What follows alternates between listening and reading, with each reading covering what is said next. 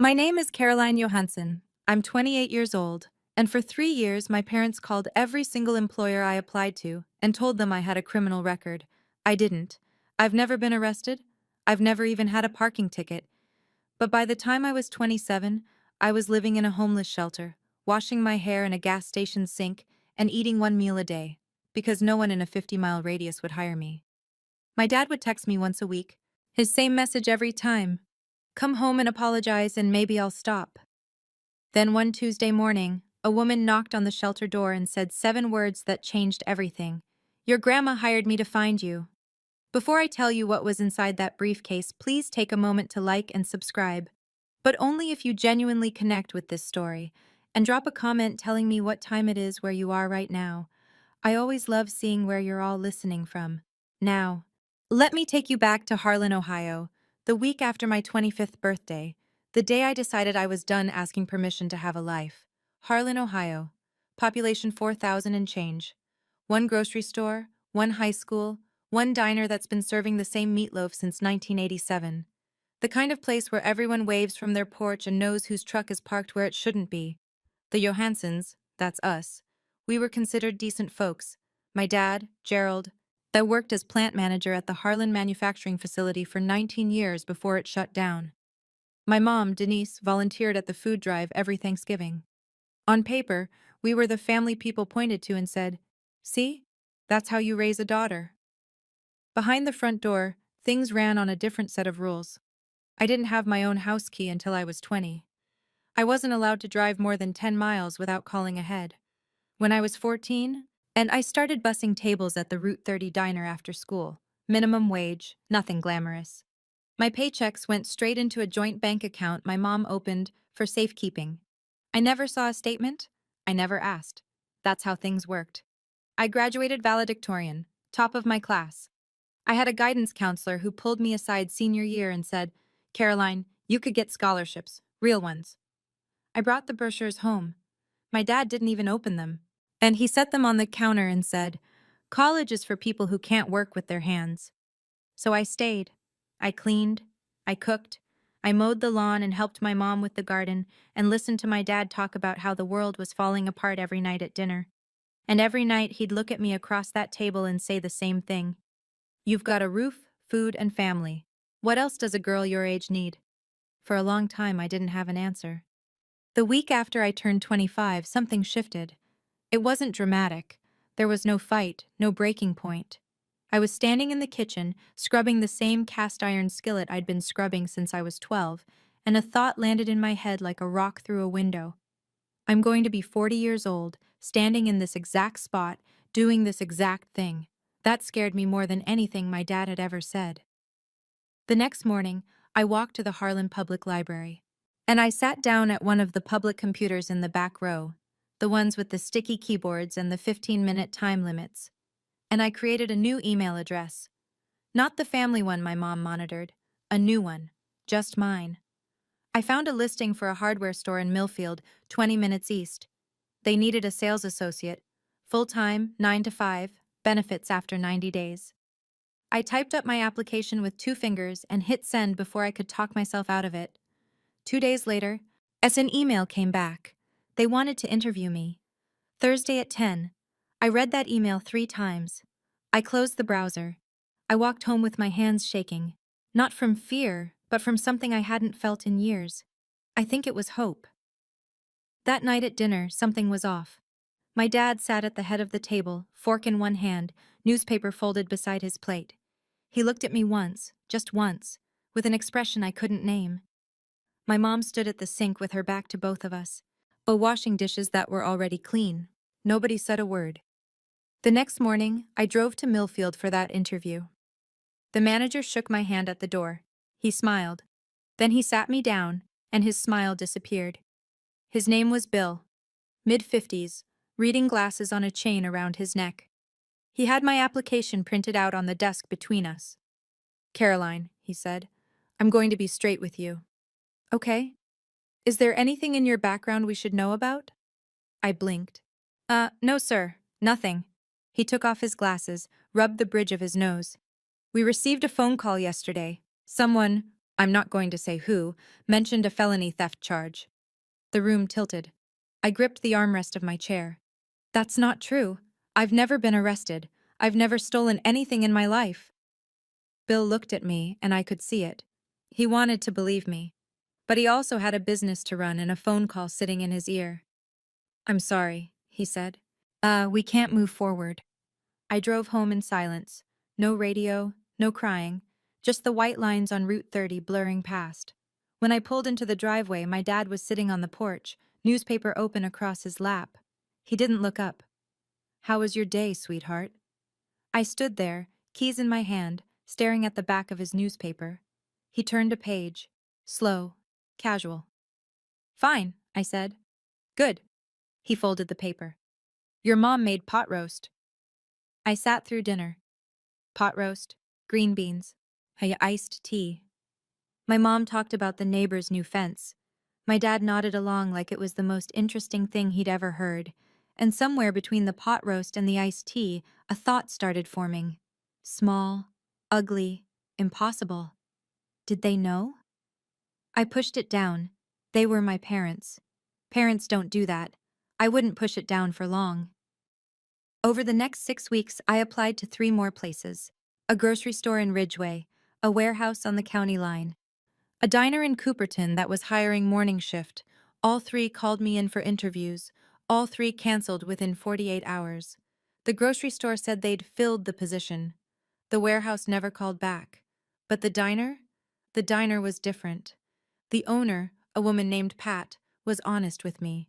She leaned across the counter and lowered her voice. Honey, someone called here about you. My chest tightened. What did they say? Said you had a criminal record. A theft and fraud. Was it a woman? Pat nodded. Said she was a concerned neighbor. Concerned neighbor. That night I waited until my parents went to bed. I crept down the hallway to my mom's sewing room, the one room in the house that was hers alone. I opened the desk drawer, pushed aside the fabric scraps and pincushions, and there it was. A small blue notebook. I opened it. My mom's handwriting, careful, neat, the same cursive she used for birthday cards. Down the left column, names. Millfield Hardware, Ridgeway Fresh Mart, County Line Logistics, Cooperton Family Diner. Down the right column, red check marks. Every single place I'd applied, checked off, one by one. I stood in that dark room, holding the notebook, and the floor dropped out from under me. This wasn't paranoia. This wasn't coincidence. My mother had a list. She was tracking me. I put the notebook back, closed the drawer, walked to my room. I didn't sleep that night. And I just lay there, staring at the ceiling, turning one question over and over. How do you fight the people who are supposed to protect you? The next morning, I placed the blue notebook on the kitchen table. My mom was pouring coffee. My dad was buttering toast. The radio was playing some old country station. Everything normal. Everything ordinary. Mom, I said, explain this. Denise looked at the notebook. Her hand stopped mid-pour.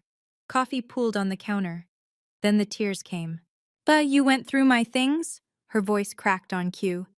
Is this how I raised you? Going through your mother's private belongings? You called my employers, every one of them. You told them I'm a criminal. I did it because I love you. She pressed a hand to her chest. The world out there is dangerous. You have no idea what can happen to a girl alone.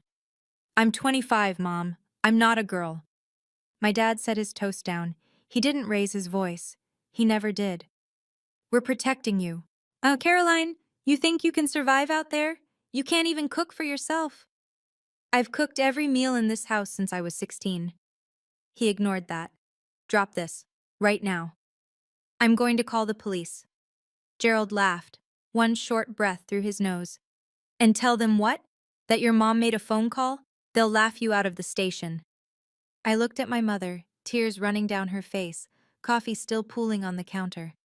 I looked at my father, calm as Sunday morning, and buttering his second piece of toast. If you don't stop, I said, I'm leaving. He didn't blink. You walk out that door. You walk out with nothing. No money, no papers, nothing. I thought he was bluffing. He wasn't. I packed that night, one backpack, 2 changes of clothes, a toothbrush, my phone charger, and a photo of my grandmother that I kept in my nightstand. When I opened the front door, my mom was standing in the hallway, arms crossed, face dry now. The tears were gone, yet replaced by something harder. "If you leave," she said, "you're dead to us." My dad stood behind her, arms folded, filling the hallway like a wall. He didn't say a word. He didn't need to. I stepped onto the porch, pulled out my phone, opened the banking app. Balance, $0, years of paychecks, tip money from the diner, birthday cash from Grandma Maggie, every dollar I'd ever earned, gone. My mom had been on the account since I was 16. She didn't need my permission to take it. "I need my birth certificate," I said, "and my social security card." "Those belong to this house," my dad said from behind the screen door, and then he closed it. I walked down the driveway at 9:47 p.m. on a Tuesday in October. I had a backpack, a phone with 11% battery, and $12 cash in my back pocket. I didn't have an ID. I didn't have a plan. I didn't have anywhere to go. I walked to the gas station on Route 30, sat on the curb under the fluorescent lights. A semi-truck pulled in and out. The cashier inside looked at me once through the window, then looked away. At 11:16 p.m., my phone buzzed. A text from my dad. "Come home. Apologize. I'll think about it." I turned the phone off. Not because I was brave, because the battery was about to die anyway. I had $12 and nowhere to sleep. But for the first time in 25 years, nobody was telling me where to go.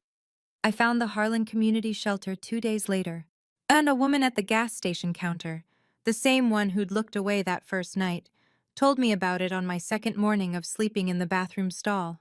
She didn't ask questions. She just wrote down an address on a napkin and slid it across the counter. The shelter was a converted warehouse on Mill Street. 20 beds, a shared bathroom, and a kitchen run by volunteers. It smelled like industrial cleaner and reheated soup. The fluorescent lights buzzed all night. Linda Marsh ran the place. 47, short hair, reading glasses she kept pushing up her nose. She didn't ask me why I was there. She handed me a towel and pointed to bed 14. "You don't have to explain why you're here," she said. "You just have to want to get back up." I was the youngest person in the shelter by at least 15 years. I started the process of replacing my documents. Filed for a new birth certificate through the mail. 6 to 8 weeks, they said. Went to the DMV for a temporary ID, but without my social security card or any supporting documents, I got shuffled into a backlog. Come back in 3 weeks, then come back again. While I waited, I washed dishes at the shelter in exchange for an extra meal. I swept the floors. I organized the supply closet. I needed to be useful. I needed to be moving. And I kept applying for jobs, this time farther out. 30 miles, 40. Places my parents had never heard of, in towns they'd never been to. Yet I told myself, distance would fix it. If I went far enough, their reach would end. I was wrong about that too. The restaurant was in Granton, 35 miles south. A family place, checkered tablecloths, daily specials on a whiteboard. They needed a hostess. I applied online at the library and got an interview the same week. I borrowed a blouse from another shelter resident. Took the county bus at 6 a.m. The manager's name was Dave. He seemed decent. Shook my hand. Said they'd let me know by Friday. Thursday morning, Dave called. I picked up on the first ring. "Caroline, I'm sorry. We've decided to go in a different direction." My stomach dropped. "Can I ask why?" Pause. Long pause. "Someone emailed us a document. Looked like a police report." I sat down on my shelter bed. A police report. It wasn't a phone call this time? No, an email with an attachment. Looked official. A document, typed, formatted, and sent from an anonymous email to a restaurant 35 miles away. My father spent 19 years as a plant manager. He knew how to write memos. He knew how to format official-looking paperwork. He had a printer, a scanner, an old company letterhead that looked close enough to something authoritative if you didn't look too hard. They'd upgraded. Phone calls weren't enough anymore. And now there were documents. Fabricated evidence designed to look like something a background check might produce. That evening, sitting on bed 14, my phone buzzed. Unknown number, but I knew the cadence. "Still cold out there? Doors still open, for now." I stared at that message for a long time. Then I deleted it. But something else stuck with me that night. Something Linda had mentioned 2 days earlier. A woman had come to the shelter asking about me. A woman I didn't know. She'd left a business card. I hadn't thought much of it then. Now I couldn't stop thinking about it. He called on a Sunday. I don't know why I picked up. Maybe because it was raining and the shelter roof leaked over bed 12 and I was tired in a way that sleep doesn't fix. Come home, Caroline. Stop calling my employers. I don't know what you mean. I've seen the notebook, Dad. What notebook? Mom's, with the check marks. Silence. 5 seconds. 10. When I could hear the kitchen faucet running in the background. The same faucet that dripped for 3 years because he never fixed it. You're confused, he said. You've always been confused. I'm not confused. I'm unemployable. Because of you. You're unemployable because you're not ready for the real world. That's what I've been trying to. I'm hanging up. You hang up, you lose this family. I already lost it. I pressed the red button, set the phone face down on the mattress, but my hands were shaking. Not from fear, from the effort of keeping my voice steady for 2 minutes and 14 seconds. I didn't call back. He didn't call again. From that point forward, it was only texts. Once a week, sometimes twice. Always the same tone. A door held open just enough to remind me it could close. Thanksgiving's coming. Your mom's making pie. Saw your friend Katie at the store. She asked about you. Getting cold, shelter can't be warm. Each one a fishhook. And each one designed to make me feel like the problem was mine. That I was the one who'd left. The one who'd broken the family. The one who needed to come crawling back. I saved every text. I didn't know yet what I'd do with them. But something in me said, keep everything. It was the smartest thing I did that year. After I hung up that phone, I sat on my shelter bed and stared at the ceiling for a long time. I kept thinking, why? Why would your own parents rather see you homeless than independent? I still don't fully have that answer. But I want to ask you, have your parents ever destroyed an opportunity for you and then acted like they were doing you a favor? If that hits close to home, I'd really love to hear your story in the comments. In the quiet nights at the shelter, and they were all quiet, just the hum of the baseboard heater and someone coughing 2 beds over, I thought about my grandma, Ann Margaret Johansson. Everyone called her Maggie. She lived on a 40-acre farm outside of Ridgeway, about 40 minutes from Harlan. Chickens, a half-acre garden, and a barn she painted white every spring because she said it kept things honest. She sold the farm 3 years before she died. I was 23 when she passed. Heart failure, quick, the way she would have wanted. At the funeral, my dad cried exactly once, during the eulogy, and then went back to shaking hands and accepting casseroles. But I kept thinking about the last time I saw her alone. It was maybe a year before she died. She'd invited me out to the farm. The new owners hadn't moved in yet, so she still had access. We sat on the porch with sweet tea, and she said something I didn't understand at the time. If things ever get real bad, someone will come find you. Don't be scared when they do.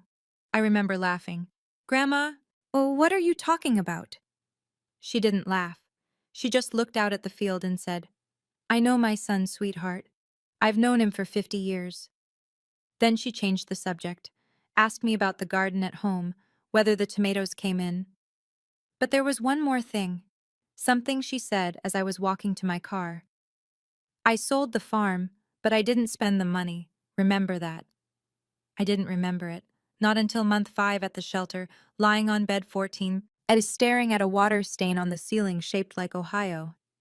Then I remembered every word. It was Linda who brought it up again.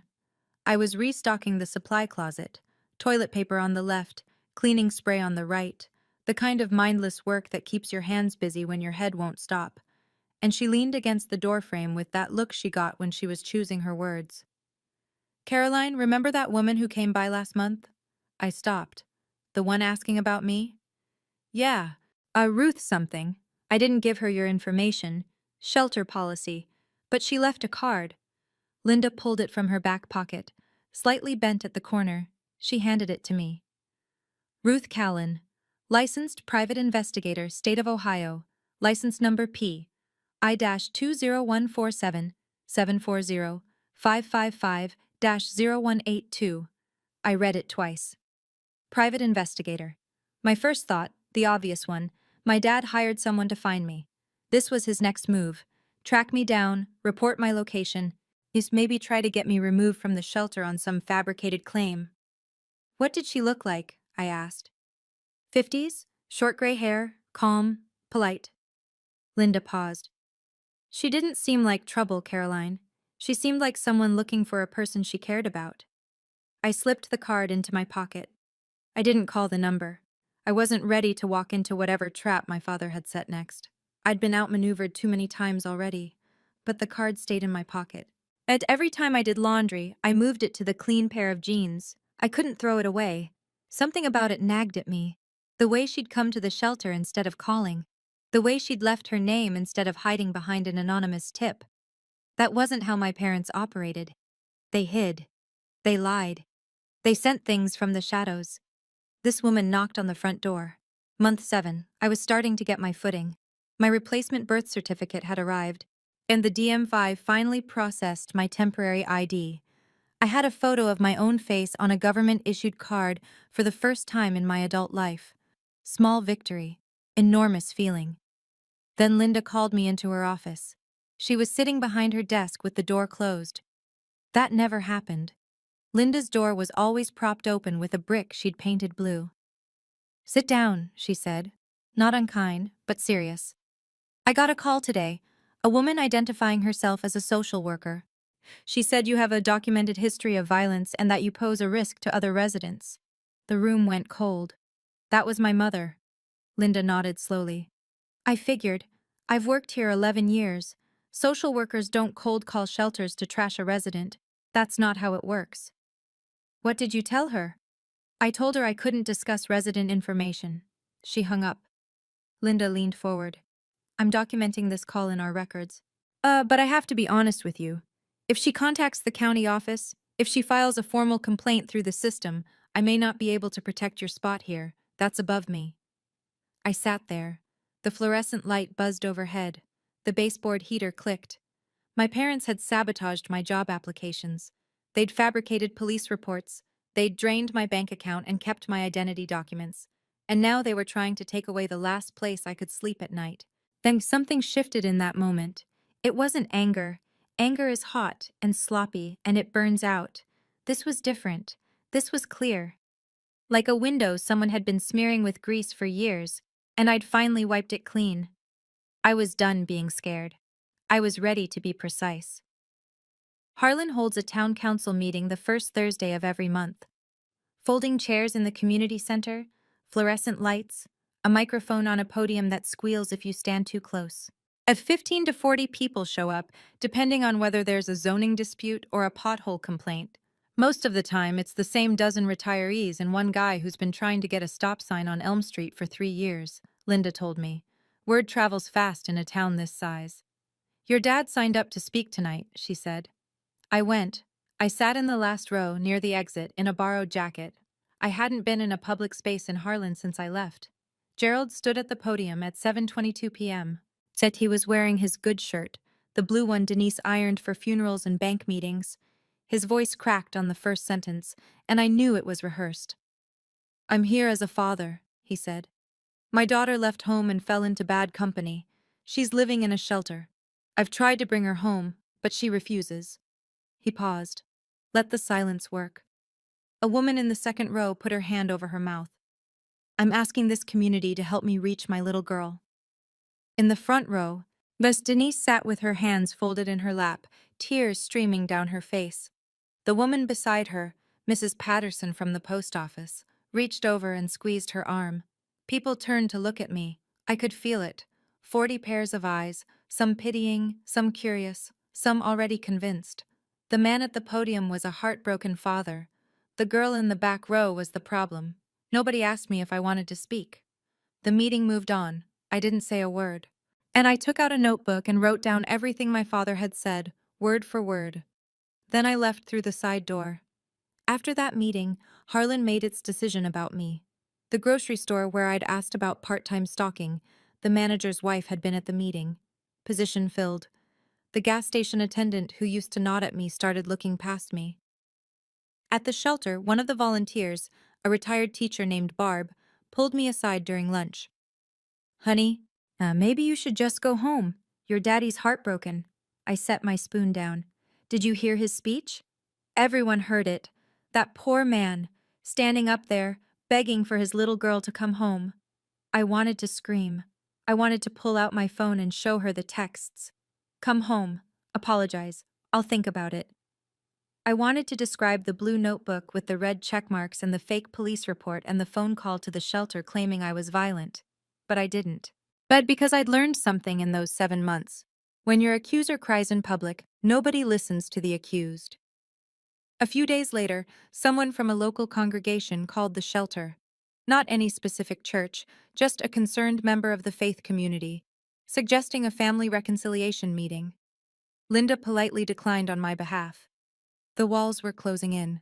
My parents had turned the entire town into their surveillance system. Every sympathetic neighbor, and every well-meaning volunteer, every person who saw Gerald's trembling lip at that podium, they all became extensions of the trap. But I kept thinking about what my grandmother said. Someone will come find you. And I kept thinking about that business card in my pocket. Ruth Callan, private investigator. I had nothing left to lose.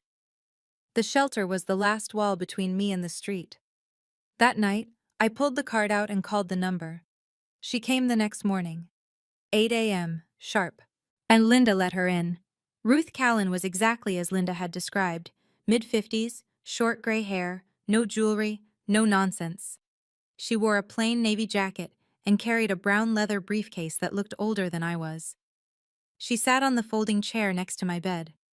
Shelter was mostly empty. Everyone else was at the day center or out looking for work. Caroline Johansson? That's me. She set the briefcase on the bed between us. On the leather, as in faded black ink, handwriting I recognized, were 5 words. For Caroline, when she's ready. My grandmother's handwriting. The air left my lungs. My name is Ruth Callan. I'm a licensed private investigator in the state of Ohio. Your grandmother Margaret hired me 10 years ago. 10 years. I would have been 18. She paid me a retainer, up front, for a decade of periodic surveillance on your parents. Her instructions were specific. Ruth paused. And give her this. How did you know it and give her this? How did you know it was bad enough? Ruth looked at me, steady. When your mother called the shelter pretending to be a social worker, I was already monitoring the situation. I'd been tracking the calls to employers for 2 years. I have records of 37 separate contacts your mother made. As I have copies of the fabricated documents your father created, I have everything. I stared at the briefcase. My grandmother's handwriting.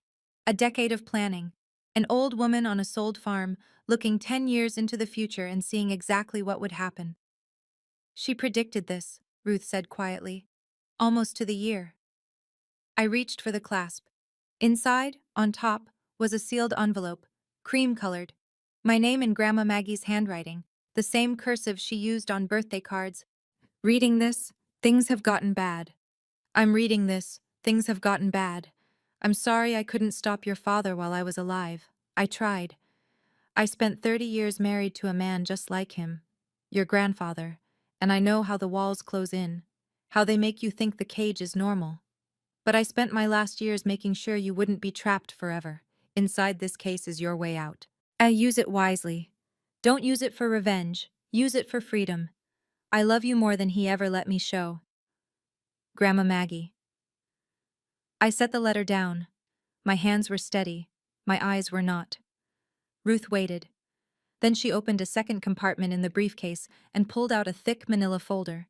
She laid it on the bed and opened it. 5 years of documentation. Organized by date. Tabbed. But recordings of Denise's phone calls, 37 of them, where she identified herself as a concerned neighbor, a family friend, and in 2 instances, a social worker. Each recording had a date stamp, a phone number, and a transcription. Copies of emails sent from an anonymous account traced to the Johansson household IP address, containing attachments that mimicked police reports. Ruth had screenshots and metadata, photographs of the blue notebook, taken through the Johansson kitchen window during one of Ruth's periodic surveillance visits. I looked at Ruth. Is this admissible in court? Every bit of it, Ohio is a one-party consent state for recording, and I was hired as a licensed PI. My documentation follows chain of custody. I closed the folder, opened it again, closed it. There's one more thing, Ruth said. At the bottom of the briefcase beneath the folder was a large yellow envelope.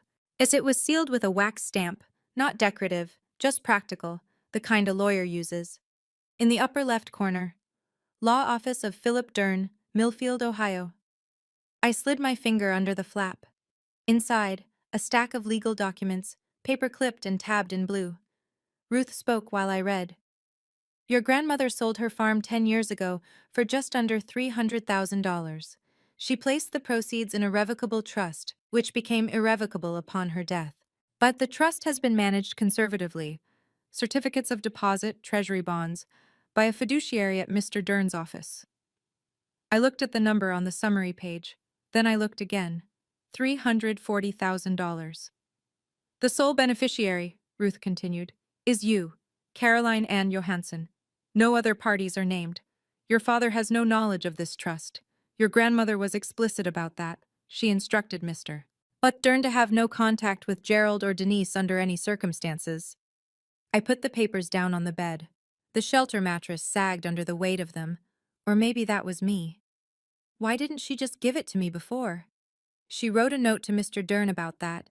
She said, and I'm paraphrasing, if I give it to her now, Gerald will find a way to take it. She has to need it first. I looked at my grandmother's handwriting on the briefcase. For Caroline?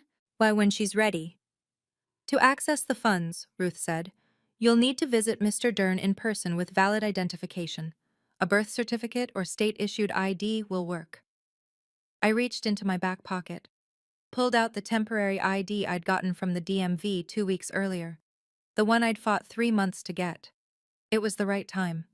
She'd planned for everything. Philip Dern's office was above a hardware store in downtown Millfield. Narrow staircase, glass door with gold lettering, and a waiting room with 2 chairs and a fern that had seen better decades. Ruth drove me. I wore the only clean outfit I had, jeans, a white blouse borrowed from Linda, and shoes I'd bought at a thrift store for $4. Dern was 64, thin, wire-rimmed glasses. He stood when I walked in and shook my hand with both of his. Your grandmother talked about you constantly, he said. Please, sit. He verified my ID, checked the birth certificate I'd received by mail. I'd cross-referenced my social security number through a secure system. Everything matched. Everything was in order. The trust is active, he said. You have full access to the funds as of today. He slid a document across the desk. I signed. My hand didn't shake. Then he said something I wasn't expecting. Your grandmother also left instructions for me. She wrote, Caroline might need a lawyer before she needs the money. He opened a desk drawer. She asked me to refer you to someone if needed, a litigator. He handed me a business card. Ellen Briggs, civil litigation, defamation, harassment, based in Millfield. I took the liberty of calling her this morning, Dern said. She can see you at 2. I looked at the card, then at Dern. Did my grandmother plan this too? She planned for the possibility. She hoped it wouldn't come to this. I called Ellen Briggs at 1:45. I was in her office by 2:10. By 3:30, and she had reviewed Ruth's entire evidence file, every recording, every fabricated document, every check-marked entry in that blue notebook. Her exact words. This is defamation per se. Falsely stating someone has a criminal record is actionable in Ohio without proving damages. But we have damages. 3 years of them. She filed the lawsuit that week. Gerald Johansson was served on a Monday morning at 8:15 a.m. A process server walked up the driveway while Gerald was checking the mailbox. Mrs. Patterson from the post office was watering her azaleas 2 doors down. She watched the whole thing, the envelope, Gerald's face, the way he stood on the driveway reading the first page without moving for a full minute. Denise was served separately, 1 hour later, at the Harlan Fresh Mart. She was in the cereal aisle. 3 people she knew from her cooking group were in the store at the time. By noon, half of Harlan had heard. By dinner, the other half. Gerald called my phone 14 times that afternoon. I didn't answer. Ellen had advised me, all communication goes through counsel now. At 6:47 p.m., a text came through. You're going to regret this. I'm your father. Ellen logged it. Exhibit 47. The following day, Denise started her campaign. She called 5 neighbors in a single afternoon. Through tears, always tears, she told each one the same thing. My daughter is suing me because I loved her too much. But something had shifted. The lawsuit was filed in county court. Court records in Ohio are public, and people in small towns read court records the way they read the church bulletin, thoroughly. By the end of the week, someone at the diner had pulled up the complaint online. The summary was right there in black and white. Fabricated police reports, impersonation of a social worker, 37 documented calls to employers over a 3-year period. For the first time, as someone asked Denise the question she hadn't prepared for. It was Tom Adler, Gerald's neighbor of 30 years. He ran into her at the gas station. Denise, is it true you called her employers? She didn't answer. She got in her car and drove home. Gerald signed up to speak at the next town council meeting. Of course he did. The podium had worked once. He thought it would work again. This time the room was full. 60 people, maybe more. Folding chairs pulled from the storage closet. The people standing along the back wall. This wasn't about potholes anymore. I sat in the 3rd row. Not the back. The 3rd row. Ellen Briggs sat beside me, legal pad on her lap, pen in hand. She wore a gray blazer and an expression that gave away nothing. Gerald took the podium at 7:15. Most of you know me, he said. I've lived in Harlan my whole life. I coached Little League, I served on the planning committee. Oh, and now my own daughter is trying to destroy this family with a frivolous lawsuit. He gripped the sides of the podium. She's been influenced by outsiders, lawyers, people who don't know this family. I'm asking this community to stand with me. He looked at me. I looked back, didn't flinch. The room was silent. Then Ellen stood up. My name is Ellen Briggs. I'm an attorney licensed in the state of Ohio, and I represent Caroline Johansson. She spoke calmly. It has been filed in county court. Has been filed in county court. The complaint and its supporting evidence are part of the public record. I'd encourage anyone here who's curious to look them up rather than relying on one person's version of events. She sat down. No drama, no accusations, no raised voice. The room was quiet for 8 full seconds. I counted. Then the council chair cleared his throat and moved to the next agenda item. Gerald stood at the podium a moment longer. Then he sat down. He didn't look at me again. The court granted the civil protection order 11 days later. 500 feet. No direct contact. No contact through third parties. No phone calls, no texts, no letters, no emails, no messages relayed through neighbors, friends, or anyone else. Gerald violated it within the first week. He borrowed his neighbor's phone, a man named Dale who didn't know any better, and texted me, "This isn't over, Caroline." Ellen documented it, filed it with the court. Gerald received an official warning from the judge. One more violation, and he'd face contempt charges. The defamation case moved forward. Ellen submitted Ruth's evidence package, the recordings, the call logs, the fabricated documents, the metadata linking the anonymous emails to the Johansson household, 37 calls, 5 forged police reports, 3 years of systematic interference with my ability to earn a living. Gerald hired a lawyer, a low-cost attorney from 2 counties over who looked like he'd rather be anywhere else. After reviewing the evidence, he called Ellen and recommended settlement. Gerald refused. I'm not settling with my own daughter. His attorney withdrew from the case the following week. Gerald didn't hire a replacement. Meanwhile, the court records were doing their work. In Harlan, public documents are public conversations. People read, people talked. Did you see the part about the social worker call? She made 37 calls. Gerald faked a police report. Gerald Johansson?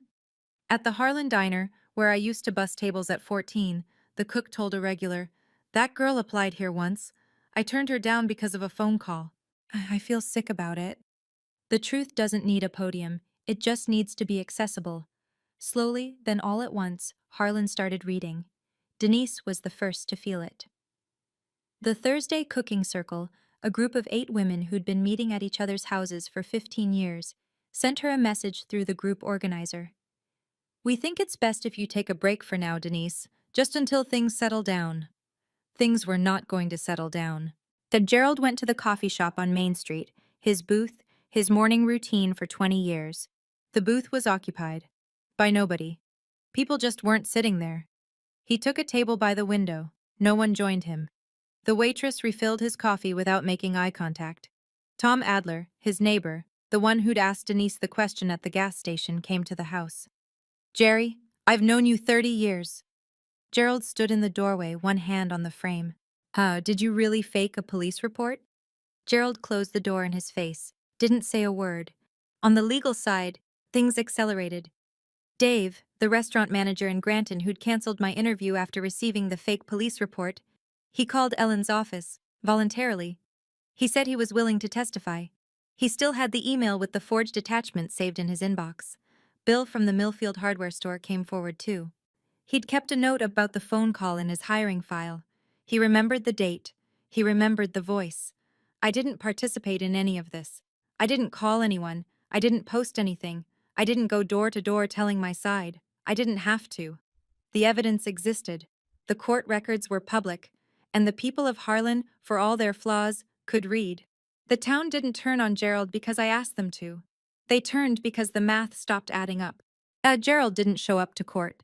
After his attorney withdrew, he represented himself for exactly one filing, a handwritten response that read, in full. This is a family matter, and the court has no jurisdiction over a father's right to protect his child. The judge disagreed. When Gerald failed to appear for the hearing, Ellen moved for a default judgment. The court granted it. Defamation per se. Tortious interference with prospective employment. Fed damages, $85,000. Calculated from 3 years of lost income and documented harm. Gerald didn't pay. Ellen filed a lien on the Johansson house. I was sitting in Philip Dern's office when the judgment came through. He printed it out and handed it to me across the same desk where I'd signed the trust documents 2 months earlier. "How do you feel?" he asked. "Tired," I said, and I meant it. That same week, Dern offered me a job, and not out of charity. He'd been watching me organize Ruth's evidence files, build timelines, cross-reference dates. "I need an administrative assistant," he said. "You're the most organized person I've met in 40 years of practice." I started the following Monday. $16.50 an hour. Benefits after 60 days. A desk by the window with a fern that needed watering. With the trust funds, I rented a 1-bedroom apartment in Millfield. Ground floor, small kitchen. A door with a lock and a key that belonged to me. I bought a used Honda Civic with 140,000 miles. I opened a bank account with only my name on it. I bought groceries for the first time in my life without asking anyone's permission. The apartment was quiet. No one asked where I was going. No one checked my email. No one called my employer. The quiet was the loudest thing I'd ever heard. You know, when I was sitting in that courtroom and the judge read the ruling, I didn't feel joy. I felt tired. 3 years of my life, gone. 8 months in a shelter bed. All because my parents would rather destroy me than let me go. Let me ask you something specific. If your parents had faked a police report to stop you from getting a job, would you have sued them? Or would you have walked away? Tell me in the comments. I genuinely want to know. 3 months after the judgment, a letter arrived at the shelter. Linda forwarded it to me. Denise had sent it to my old address. Not my new one. A technical gray area in the protection order, but a violation of its spirit. I opened it at my kitchen table. My kitchen table. Dear Caroline, I'm your mother. I'll always be your mother. Dad says he's sorry. Come have Thanksgiving dinner. We can put this behind us. I read it twice, then a third time. Dad says he's sorry. Not Dad is sorry, says, like she was relaying a weather report. We can put this behind us. Not I was wrong. Not I shouldn't have called your employers 37 times. Not I forged documents to keep you unemployable. Just, we can put this behind us. Like it was a disagreement about the thermostat. I sat with that letter for an hour. I made coffee. I fed my cat, a tabby I'd adopted from the Millfield shelter and named Maggie, because of course I did. Then I wrote back, through Ellen, as the protection order required. Mom, I wish you well. But love does not include sabotaging your child's ability to survive. You called my employers. You impersonated a social worker. You tried to get me removed from the only place I had to sleep. Please respect the court order. Do not contact me again. Caroline. I sealed the envelope, stamped it, drove to the post office in Millfield, not the one in Harlan, not the one where Mrs. Patterson would see me and report back. Then I went home. My home. I cooked dinner for one. Pasta, garlic bread, and a glass of water. Maggie sat on the counter and watched me eat. It was the best meal I'd ever had. I'm not telling you this story so you'll hate my parents. I'm telling you because somewhere right now, someone is lying in a bed they don't own, staring at a ceiling they can't paint, wondering if wanting a life of their own makes them a bad daughter, or a bad son, or ungrateful, or selfish. It doesn't. Wanting to work is not betrayal. Wanting independence is not disrespect. And walking away from people who are actively destroying your life is not cruelty. It's survival. My grandmother couldn't save herself. She spent 30 years married to a man who controlled everything, where she went, who she talked to, what she was allowed to want. By the time she got free, she was 70 years old and living in a rented apartment with nothing but a sold farm and a plan. But she saved me. She planned it 10 years in advance. She hired a private investigator that set up a trust and wrote a letter that she sealed in a briefcase and hoped I'd never need to open. That's what real love looks like. Not control dressed up as concern.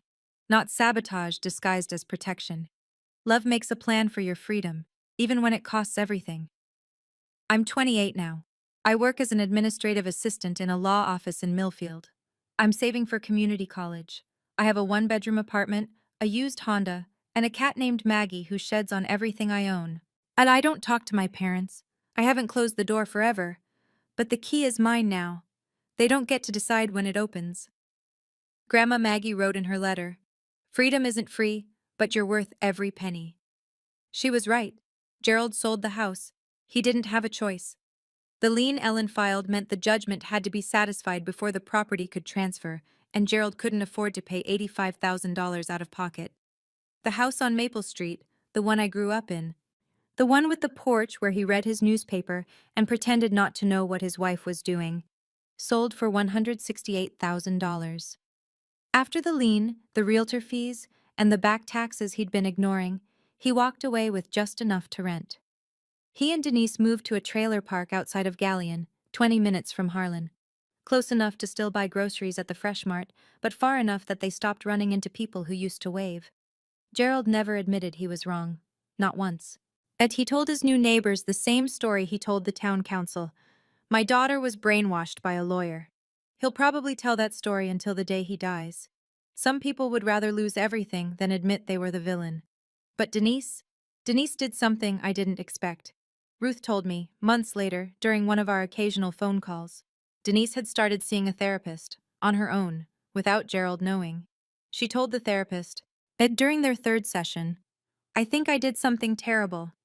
I don't know what to do with that. I'm not ready to forgive her. I may never be. But I can hold two things at once.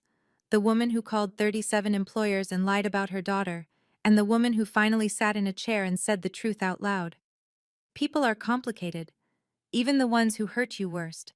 But complicated doesn't mean you owe them access to your life. Healing doesn't require reconciliation, and sometimes it just requires distance. That's my story. If you made it this far, thank you. Not everyone has a grandmother who plans a decade ahead, but everyone deserves to know that wanting independence is not betrayal. If this story reminded you of someone you know, please send it to them. Sometimes knowing you're not alone is enough. Hit like if this resonated. Subscribe if you want more stories like this. And if you want to hear what happened when Denise showed up at my workplace 6 months later, that story is linked in the description below. I'll see you there.